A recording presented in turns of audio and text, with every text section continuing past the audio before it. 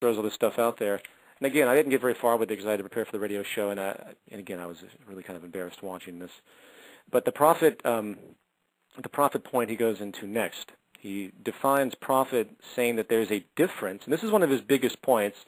There's a difference between profits from, quote, violence and profits from voluntarism.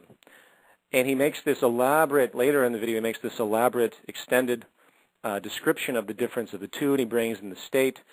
And what he doesn't understand is that this is one massive gray area. I think the example he used was someone who gets a gun and robs somebody and pays $50 for the gun and robs $100 from somebody. They make $50 profit. That's not the same, according to him, as general profit that's made from somebody who works in a corporation. He redefines profit in a way that's highly specific and academic. And before I even address that point, what I found even more hilarious in regard to his personality is he says that he summarizes this, what is an arbitrary point, by saying that, quote, if you don't understand the difference between these 2 points, which is what he calls violence-based profit or voluntarism profit, then you are hereby uncredible and don't have a freaking clue what you're talking about when it comes to the economy.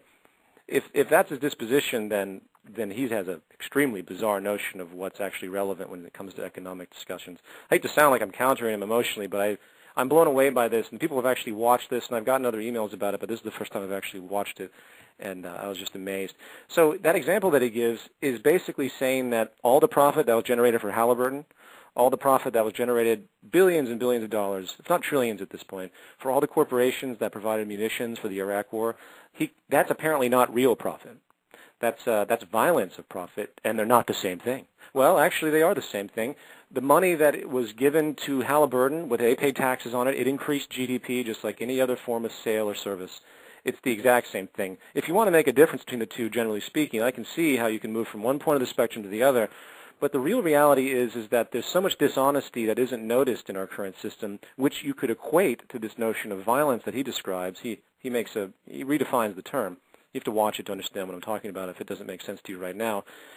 And the reality is that there's so much dishonesty in the system inherently that he's not even aware of that it makes the point absolutely moot.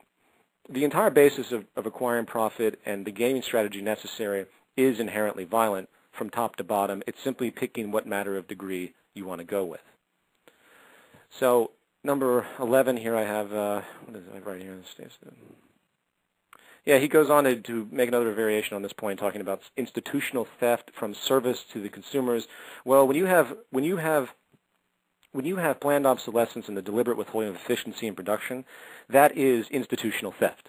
You just don't know it. And time passes and it becomes normality because it just seems like that's the way it is. But when you know you can build something that can last for extended periods of time, when you know you can make a treatment that would, say, cure a disease, let alone just keep treating it, then you're withholding efficiency and it's some form of theft one way or another. It's just a different angle. So anyway, that's all I can really say about that because I didn't have a chance to watch most of it. So well, you guys watch it, and if you have anything that really confuses you, just email media@thezeitgeistmovement.com. I'll do my best to respond. But I want to go on to your actual tangible questions and get away from that. The whole thing was just silly. And in the beginning, he talks about being a software salesman. There's a vested element that he has where he was offended emotionally by what was being described because if what was stated it was true in addendum, it would make him himself look like a dishonest criminal. And when you deal with academics or people in the business field and you present this information, very often that's the reaction that you get. It's an emotional reaction. And logic flies out the window. So I'm going to go number 1 on your questions. It's actually number 2, but we're going to start because I had to move that one up there.